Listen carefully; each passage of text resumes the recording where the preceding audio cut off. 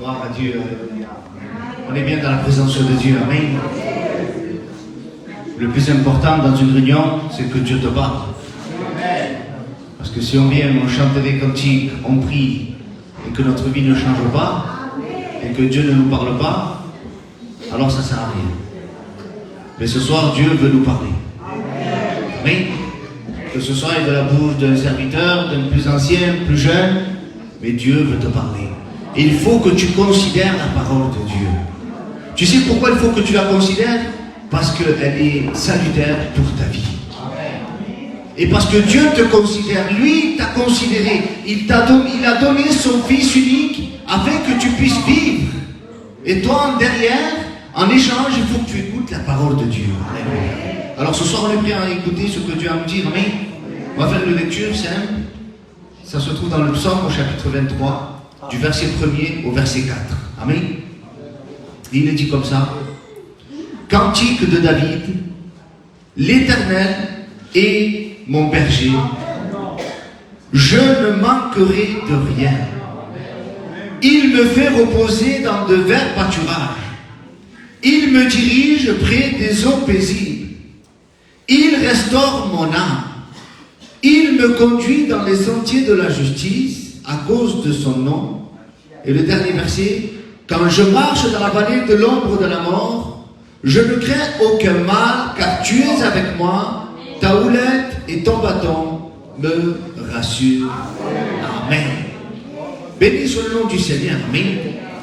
Alors là, on voit que David va écrire comme ça, et il va dire, l'Éternel est mon berger. Quelle assurance de dire ça. Et si l'Éternel est son berger à David, c'est que David n'est certainement pas un lion. Ah. C'est que David n'est certainement pas un serpent. C'est que David n'est certainement pas un animal féroce. Si l'Éternel est son berger, le seul animal qui a besoin d'un berger, c'est... Amen, alléluia. Donc David se considère comme une brebis. Qui se considère comme une brebis ce soir? C'est important, les frères. Donc le berger, aujourd'hui on sait très bien qui est notre berger. Qui est notre berger ce soir? Et ce soir j'ai envie de te poser la question, qui est ton berger ce soir? Eh bien on va le lire dans l'évangile de Jean, chapitre 10, verset 14. Il va dire Jésus de sa bouche lui-même, je suis le bon berger. Et j'aime bien le détail que Jésus donne, il dit c'est le bon. Mais c'est pas n'importe lequel. Pas le berger d'imitation. Pas le mauvais berger. Le bon berger. Et mes brebis, amen. Jésus, qu'est-ce qu'il possède? Il n'a pas de serpent, de lion, il n'a pas d'animal féroce. Il possède des brebis. Alléluia. Je veux être la brebis de Christ. Alléluia. Je suis le bon berger, je connais mes brebis. Ah, si Jésus me connaît, il sait qu'est-ce que j'ai besoin. Il sait quelle est ma nécessité. Il sait quand est-ce que je ris de joie. Il sait quand est-ce que je pleure d'allégresse. Il sait quand est-ce que je pleure d'angoisse, de peine. Il sait quand je suis dans la joie. Il sait quand je suis dans la tristesse. Il sait tout de moi. Alléluia. Je connais mes brebis et elles me connaissent. Alléluia. Donc David, lui, s'est identifié à cette brebis. Alléluia. Et une brebis, les frères et sœurs, c'est un des rares animaux qui vit seul. Il ne peut pas vivre tout seul. Une brebis seule, c'est malheureux. C'est triste. Ça ne vit pas tout seul.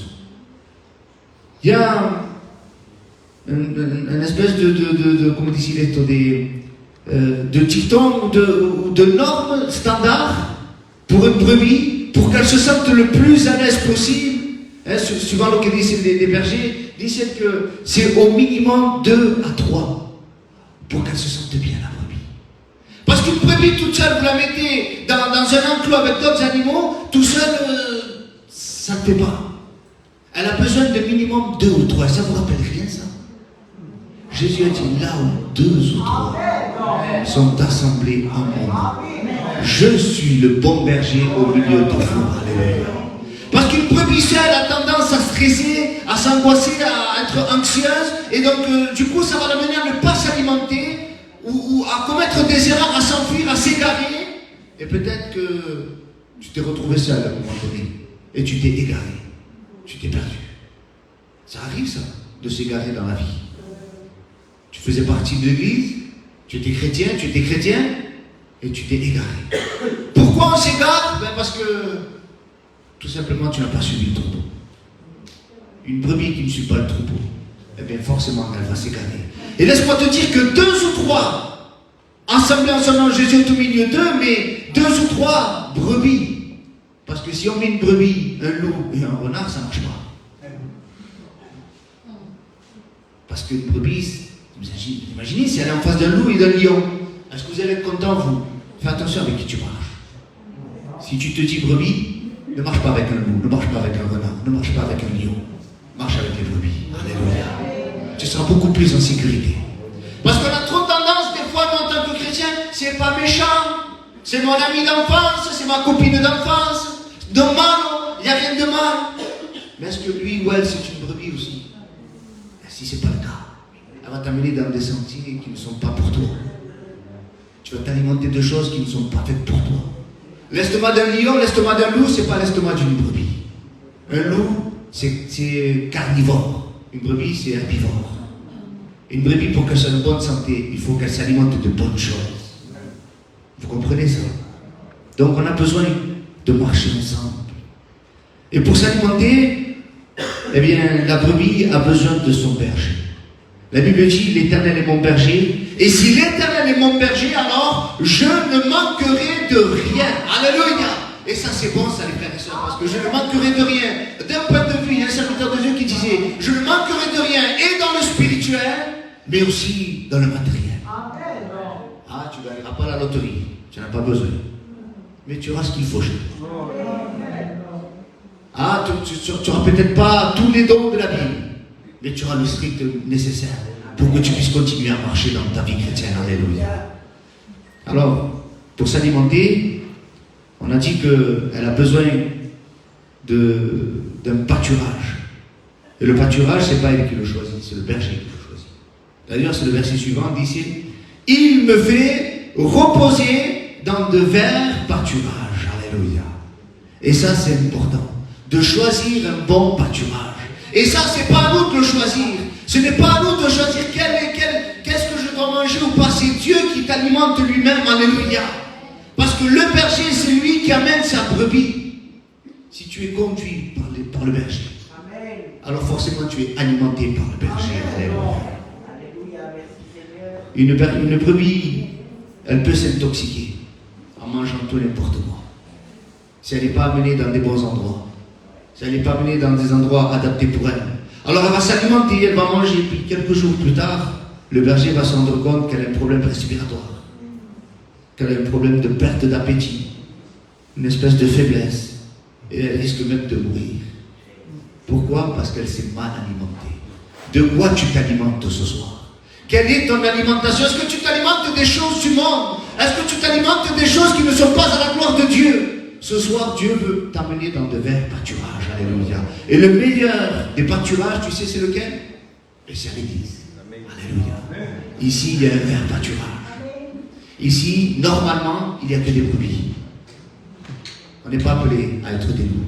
On n'est pas appelé à être des renards. On n'est pas appelé à être des lions. On est appelé à être des brebis. Alléluia.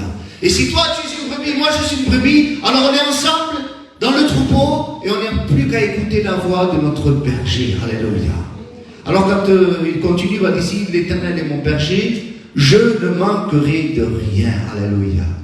Il me fait reposer dans de verts pâturages. Et notez le nombre de fois qu'il va dire le pronom il. Il va dire ici, premièrement, il me fait reposer dans de verts pâturages. Deuxièmement, il me dirige près des eaux paisibles. Troisièmement, il restaure mon âme. Et quatrièmement, il me conduit dans les sentiers de la justice à cause de son nom. Alléluia. Vous avez remarqué qu'il utilise plusieurs verbes. Il dit c'est reposer, diriger, restaurer, conduire. Alléluia. Ça, c'est le rôle du berger. l'Éternel est mon berger, si l'Éternel est ton berger, normalement tu dois être reposé. Et comment ça se fait qu'on a encore des chrétiens qui vivent dans les angoisses, dans les détresses, ah, ça va pas, ici et là, comme si que ça leur échappe au berger. Il n'y a rien qui lui échappe au berger. Il n'y a aucune situation qui lui échappe des mains. Alléluia. On peut dormir en paix, on peut être tranquille parce que l'Éternel est notre berger. Alléluia. Il me dirige près des eaux paisibles, parce qu'il existe des eaux qui ne sont pas paisibles. On a soif, on veut tellement de choses, et on va se conduire dans des eaux qui ne sont pas paisibles. Et tu sais qu'est-ce que tu risques si elle n'est pas paisible, l'eau? Ben de te noyer. Parce qu'une brebis ne sait pas nager. Alors il est important de se faire conduire par l'Éternel, alléluia, qui lui va nous conduire, va nous diriger. Le mot diriger, c'est donner une direction. Et tu sais comment il fait le berger pour donner une direction? Il a deux manières. La première, c'est par la voix. Il fait des bruitages assez spécial qu'on ne peut pas comprendre. Quand vous regardez les reportages de berger, ils font une espèce de bruitage bizarre et les brebis comprennent. Et ils savent qu'ils doivent aller à tel endroit, Donc il y a un bruit et il y a aussi des gestes. C'est pour ça qu'il est attentif. Il est important d'écouter la voix de notre berger, mais de voir aussi. Alléluia.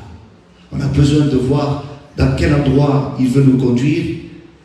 Il va dire, il me dirige près des eaux paisibles. Il restaure mon âme. Vous savez, restaurer quelque chose, ça veut dire que c'est quelque chose qui à la base était abîmé. Quand on va restaurer cette boîte, c'est parce qu'à la base, elle a été maltraitée. On lui a fait du mal. Mais si l'Éternel est ton berger, il va restaurer ton âme.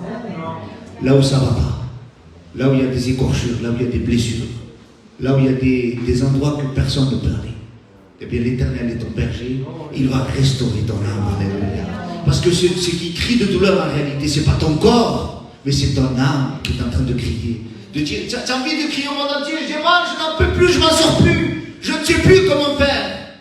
Il faut que l'Éternel soit ton berger, alléluia, afin qu'il puisse restaurer ton âme, alléluia. Donc on a dit, il me fait reposer dans de verts pâturages, il me dirige près des eaux paisibles, il restaure mon âme et il me conduit dans les sentiers de la justice à cause de son nom. Et vous savez, quand le berger va donner des ordres vocalement ou par des gestes, il ne va pas les donner à une seule brebis seulement. Quand il fait un bruit, c'est toutes les brebis qui entendent. Et donc tout le groupe doit entendre le même bruit. Pas ce que j'ai envie d'entendre, pas ce que j'ai envie de comprendre. Et beaucoup trop de chrétiens veulent comprendre que ce qu'ils ont envie de comprendre de la vie. On doit comprendre ce que Dieu veut réellement nous faire comprendre. L'ordre, il est donné à l'Église, alléluia. Si un chrétien est de telle manière, c'est valable pour le frère, mais c'est valable pour toi aussi, mon frère. Si telle chose paraît droite aux yeux de Dieu, c'est valable pour toi, ma soeur, mais Dieu ne fait pas d'exception pour toi, ma soeur. Ce qui est juste pour toi doit l'être pour lui aussi et pour elle aussi, alléluia. Donc l'ordre, le geste, c'est pour un commun, c'est pour le troupeau entier. Par contre, il arrive bien des fois que le berger va s'adresser à une brebis en particulier. Et quand il va s'adresser à une brebis en particulier, ce n'est pas parce qu'elle fait partie du troupeau, c'est parce qu'elle s'est égarée du troupeau. Et là, le berger va s'adresser directement à la brebis. Et là, va rentrer en compte justement le bâton et la houlette. Le bâton et la houlette, c'est pour la brebis individuelle. Celle qui s'est égarée. Celle qui, à cause de son égarement, elle va peut-être trébucher dans un endroit et elle ne peut plus remonter. Alors qu'est-ce qu'il fait? La houlette, elle est munie d'un crochet. Grâce à ça, il va la ramener. Le bâton, grâce au bâton, mais bien des fois, vous savez ce qui se passe? Les brebis, quand elles s'égarent, elles sont tellement stressées, tellement anxieuses. C'est pas méchant une brebis en réalité. On ne peut pas dire que c'est un mauvais caractère. Je crois qu'une brebis, ça attaque personne. J'ai jamais vu une brebis attaquer quelqu'un. C'est important, frère. Un chrétien n'attaque personne. Un chrétien, ça reste une brebis. Vous comprenez ça? Et la brebis, qu'est-ce qu'elle fait? À un moment donné, elle s'égare, elle est tellement inquiète, elle est tellement anxieuse, elle est tellement stressée, et qu'elle ne se laisse pas travailler. Et quand le berger essaie de la prendre avec elle, elle stresse, alors qu'est-ce qu'il fait? Il lui casse la patte avec le bâton. Et ensuite, il est obligé de la prendre sur ses épaules. C'est désagréable, ça. Quand des fois le Seigneur nous châtie, la Bible dit, car le Seigneur châtie celui qu'il aime. Vous comprenez ça? Dieu, des fois, il reprend. Mais quand il reprend, c'est pas pour te faire du mal. C'est pas pour t'enfoncer. C'est pas pour te dire que tu ne vas pas et que tu es perdu et c'est fini pour toi. Non, il te reprend dans le sens de te remettre dans le troupeau. Alléluia. Alors ce soir, il est important de comprendre que il faut que j'entende la voix de mon berger. Il faut que je vois les gestes de mon berger, parce que sinon, ça veut dire que je me suis échappé du groupe. Ça veut dire que je me suis égaré. Et qu'est-ce qui se passe? Donc on a dit que David a utilisé 4 fois le pronom il, mais à un moment donné, au verset suivant, verset 4, il ne dit plus il. Ah, qu'en passant, eh bien ça veut dire que ce n'est plus lui qui nous a conduits. Ce n'est plus le berger qui nous conduit là. Et là, David, il est obligé de marquer quand je marche, quand je décide, volontairement, parce que ça me plaît, parce que j'ai envie, parce que j'en ai marre, et parce que ceci, et parce que cela, dit c'est quand je marche dans la vallée de l'ombre de la mort. Est-ce que ça va venir à l'idée de qu'un berger va mener les brebis à la vallée de l'ombre de la mort? Déjà, si une brebis est craintive, je ne pense pas qu'un berger va mener sa brebis dans la vallée de l'ombre de la mort. Mais là, ce n'est pas le berger qui l'a mené, c'est elle qui est allée. Quand je marche, parce qu'elle s'est égarée, parce qu'elle a décidé de marcher. Bien des fois, les frères, on se retrouve dans des impasses, dans des situations où on ne s'en sort plus, où on dit, Seigneur, je ne sais plus. Je ne sais pas ce qui se passe. Je ne m'en sors pas, Seigneur. Eh bien, rappelle-toi de ce psaume. Quand je marche dans la vallée de l'ombre de la mort, même là, même quand tu t'es trompé, même quand tu t'es égaré, même quand tu as volontairement quitté le troupeau, la Bible dit, je ne crains aucun mal, car tu es avec moi, ta houlette et ton bâton me rassurent. Alléluia. Alors même si tu t'es égaré, ne crains pas, il y a toujours une solution pour toi. Il y a toujours une solution. S'il y a la houlette ou le bâton au loin, c'est que Jésus n'est pas très loin. Alléluia. Alors peut-être que tu te trouves dans cette situation-là un peu inconfortable, un peu peut-être perdu, peut-être dans cette vallée. Reviens dans le troupeau. Alléluia. Alors, quand l'Éternel est le berger des brebis, le berger, lui, va s'occuper de ce troupeau-là. Une brebis tout seul ne sait pas s'alimenter, ne sait pas se conduire, ne sait pas se restaurer. La vie de la brebis dépend clairement et nettement du berger. Vous comprenez ça? S'il n'y a pas de berger, même s'il y a 100 brebis, sans berger, ça ne marche pas. Il faut absolument qu'il y ait le berger. Alléluia. Et le meilleur des bergers qu'il peut avoir, c'est Jésus, notre Sauveur. Alléluia. Alors, une fois que le groupe a été amené dans des verts pâturages et qui s'est rassasié de bonnes choses, il ne va pas rester toute la journée là-bas, vous comprenez? Une fois qu'il a mangé, qu'il a brouté l'herbe et qu'il a mangé cette herbe, à un moment donné, la nuit, elle va tomber. Et le berger le sait, ça, que la nuit va tomber. Alors qu'est-ce qu'il fait? Il est obligé de le ramener dans la bergerie. Alors quand il va le ramener, il va dire à un moment donné, donc il le fait reposer dans des verts pâturages, il va le conduire près des eaux paisibles. Elles ont mangé, elles ont bu, il s'est occupé des brebis, chacune d'entre elles. Il les conduit dans les sentiers de la justice, dans des sentiers qu'elles sont capables de marcher. Vous comprenez ça? Une brebis, ça ne tient pas debout. Ça marche à 4 pattes. Et ils en sont descendus leur poids. Le berger ne va pas choisir des chemins escarpés, une falaise pour descendre, il va choisir des bons chemins. Donc une fois que l'Éternel va s'occuper de toi et qu'il va t'amener dans des bons endroits, il va te ramener à la bergerie. Et là, la Bible dit, avec un moment donné, ils vont se reposer dans la bergerie. C'est important qu'un troupeau se repose.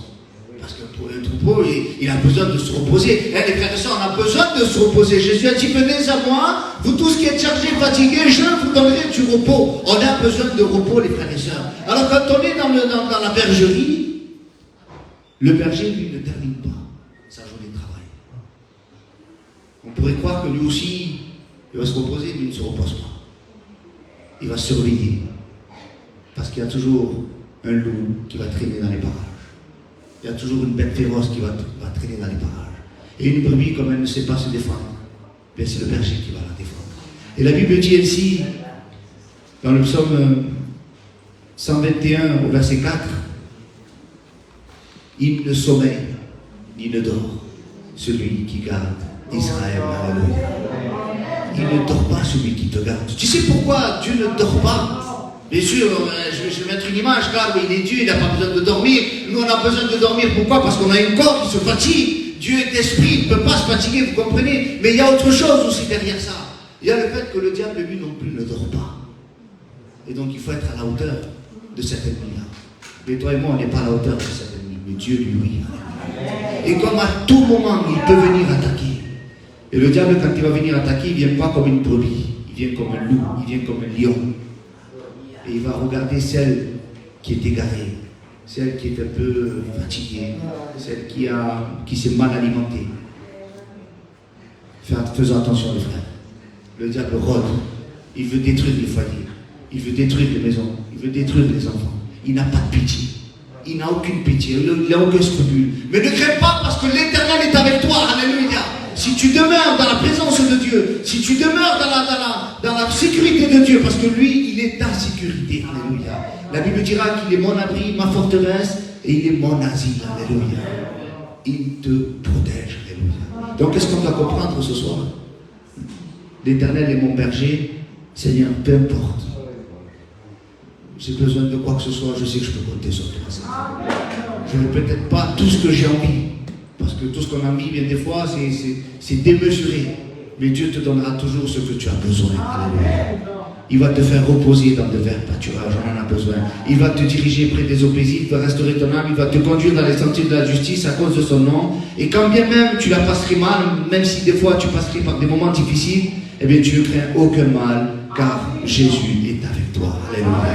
Alors je crois que ça vaut la peine ce soir de marcher dans le troupeau de Dieu. Alléluia. Moi je crois que ça vaut la peine ce soir de marcher ensemble. Alléluia. Donc rappelez-vous, nous les chrétiens sommes appelés des brebis de Christ. Amen. Alors ce soir, si tu t'es peut-être égaré, on va faire quelque chose de simple ce soir. J'aimerais être ce frère qui puisse t'amener au retour de la maison, te montrer la direction, te dire viens, c'est par ici. J'aimerais être ce petit panneau là, des fois quand on est perdu dans un labyrinthe, dans une route, et qu'on dit où je vais là maintenant, et que d'un coup tu vois un panneau toute direction, et que tu dis ah c'est là qu'il faut que j'aille. J'aimerais être ce soir ce petit panneau insignifiant, mais qui va te donner une solution. Alléluia. Et la solution de ce soir, elle est pour toi, et il s'appelle Jésus-Christ. Alors j'aimerais qu'on puisse courber nos fronts les frères et sœurs.